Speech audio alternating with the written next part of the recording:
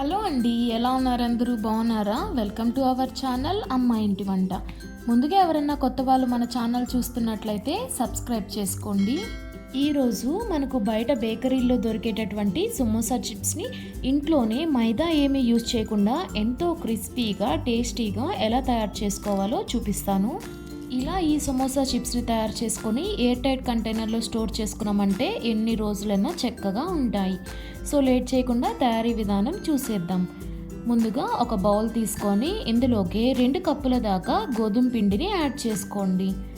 ఇప్పుడు ఇందులోకి ఒక 1/2 టేబుల్ స్పూన్ దాకా సాల్ట్, అలాగే ఒక 1 టేబుల్ స్పూన్ దాకా నువ్వులు, ఒక 1/2 టేబుల్ స్పూన్ దాకా జీలకర్ర యాడ్ చేసుకొని అన్నీ ఒకసారి కలిసేటట్లుగా కలుపుకోండి. ఇవన్నీ కలుపుకోవడం పూర్తయిన తర్వాత ఇందులోకి కొంచెం కొంచెంగా వాటర్ని యాడ్ చేసుకుంటూ చపాతీ పిండిలాగా కలుపుకోండి. ఒకేసారి వాటర్ ఎక్కువ పోసుకొని కలిపేసుకున్నారంటే పిండి లూజ్గా అయిపోతుందండి. కాబట్టి కొంచెం కొంచెంగా వాటర్ని పోసుకుంటూ కలుపుకోండి. నాకు ఇక్కడ దాదాపుగా 1.5 కప్ దాకా వాటర్ పడిందండి. పిండి కొంచెం ముద్ద అవుతుంది అనుకున్న సమయంలో ఇప్పుడే ఒక 2 టేబుల్ స్పూన్ దాకా ఆయిల్ని యాడ్ చేసుకొని పిండిని ముద్దలాగా చేసుకోండి. చూస్తున్నారు కదండి, ఇలా వీడియోలో చూపిస్తున్నట్లుగా చపాతీ పిండిలాగా కొంచెం మెత్తగా తయారు చేసుకోండి. ఆయిల్ యాడ్ చేసుకున్న తర్వాత మరలా వాటర్ని యాడ్ చేయకండి, ఆయిల్తోనే కలుపుకోండి. ఇలా తయారైనటువంటి ఈ పిండిని ఒక అరగంట పాటు పక్కన పెట్టుకోండి. అరగంట తర్వాత పిండిని మూత తీసి ఒకసారి ప్రెస్ చేసి చూడండి, ఎంతో సాఫ్ట్గా పిండి తయారయ్యి ఉంటుంది. చూస్తున్నారు కదండి, ఎంతో సాఫ్ట్గా పిండి తయారైపోయింది. ఇప్పుడు పిండిని మరలా 1 నిమిషం పాటు నీట్ చేసుకొని ఒక చపాతీ చేయడానికి సరిపడా ఉండని తీసుకోండి.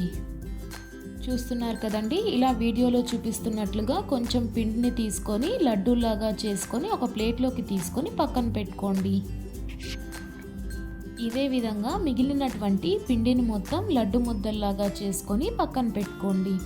చూస్తున్నారు కదండి, ఒక 2 కప్పుల గోధుమ పిండికి నాకు ఒక 6-7 చపాతీ ఉండలు వచ్చాయండి. ఇప్పుడు ఒక ప్లేట్లోకి కొంచెం గోధుమ పిండిని తీసుకొని మనం తయారు చేసుకున్నటువంటి పిండి ముద్దకి ఈ గోధుమ పిండిని అప్లై చేసుకోండి. ఇలా పొడి పిండిని ముద్దకి అప్లై చేసుకోవడం వల్ల మనం చపాతీలు నూరుకునేటప్పుడు పీటకి అతుక్కోకుండా ఉంటుందండి. ఇప్పుడు ఈ పిండి ముద్దని తీసుకొని చపాతీ పీట మీద చపాతీలాగా నూరుకోండి. మధ్య మధ్యలో అవసరమైతే కొంచెం పొడి పిండిని అప్లై చేసుకుంటూ చపాతీలాగా నూరుకోండి. చపాతీలా చేయడం పూర్తయిన తర్వాత ఇలా వీడియోలో చూపిస్తున్నట్లుగా ఒక చాక్ తీసుకొని 1 ఇంచ్ గ్యాప్తో కట్ చేసుకోండి. ఒక సైడ్ కట్ చేసుకోవడం పూర్తయిన తర్వాత ఇంకొక వైపు కూడా ఇలాగే అడ్డంగా కట్ చేసుకోండి. ఇలా కట్ చేసుకోవడం వల్ల మన సమోసా చిప్స్ అనేటివి డైమండ్ షేప్లో చక్కగా వస్తాయండి. చూస్తున్నారు కదా, ఇలా వీడియోలో చూపిస్తున్నట్లుగా డైమండ్ షేప్లో చక్కగా వస్తాయి.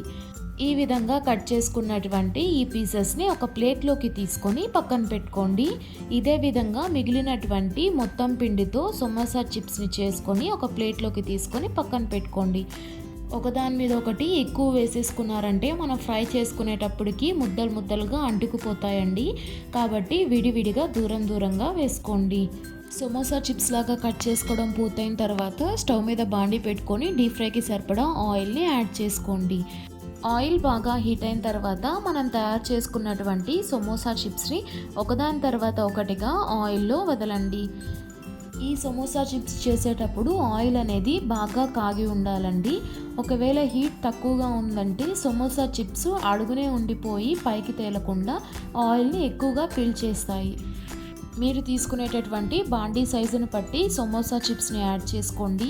ఎక్కువ యాడ్ చేసుకున్నారంటే ఒకదాని మీద ఒకటి పడిపోయి అతుక్కుపోయి చక్కగా వేగవు.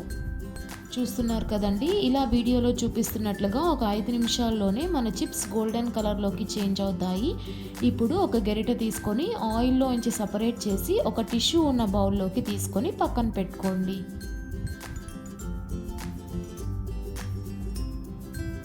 ఇదే విధంగా మీరు తయారు చేసుకున్నటువంటి సమోసా చిప్స్ని ఆయిల్లో బ్యాచెస్గా వేసుకుంటూ వేయించుకొని టిష్యూ ఉన్న బౌల్లోకి తీసుకొని పక్కన పెట్టుకోండి.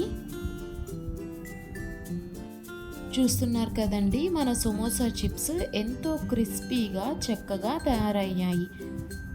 ఈ సమోసా చిప్సే కొంచెం ఉప్పగా కారంగా ఉండడానికి మనం తయారు చేసుకున్నటువంటి సమోసా చిప్స్ని ఒక పెద్ద బౌల్లోకి తీసుకోండి.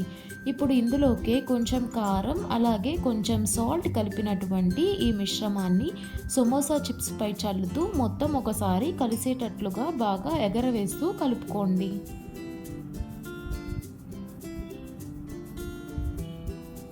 ఇలా సాల్ట్ అలాగే కారం యాడ్ చేసుకోవడం వల్ల తినేటప్పుడు చప్పగా లేకుండా మంచి టేస్టీగా ఉంటాయండి. చూస్తున్నారు కదా, ఎంతో సింపుల్గా అలాగే ఎంతో త్వరగా క్రిస్పీ సమోసా చిప్స్ తయారైపోయాయి. ఇలా సమోసా చిప్స్ చేసుకొని పిల్లలకి స్నాక్ బాక్స్లో కూడా పెట్టి పంపించచ్చండి. అలాగే రసంలోకి, పప్పులోకి మనం సైడ్ డిష్గా నంచుకోవడానికి కూడా ఇవి వాడుకోవచ్చు. ఇలా ఒకసారి తయారు చేసుకున్నామంటే నెల రోజుల పాటు ఎయిర్ టైట్ కంటైనర్లో ఉంచుకొని ఎప్పుడు కావాలంటే అప్పుడు క్రిస్పీగా తినొచ్చు. మీరు కూడా ఒకసారి ఇలా ట్రై చేయండి.